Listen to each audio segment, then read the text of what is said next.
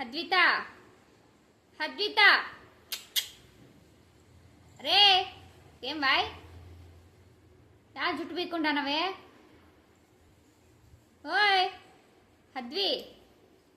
హద్వి చూడు అక్కడ లైటింగ్ పడుతుంది సో అందుకనేసి అక్కడ చూస్తుంది హద్వి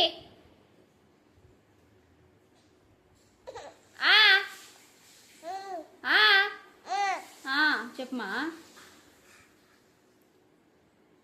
ఎందుకు జుట్టు పీక్కుంటానవే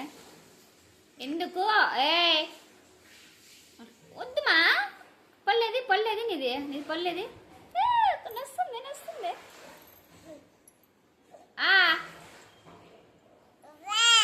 అమ్మా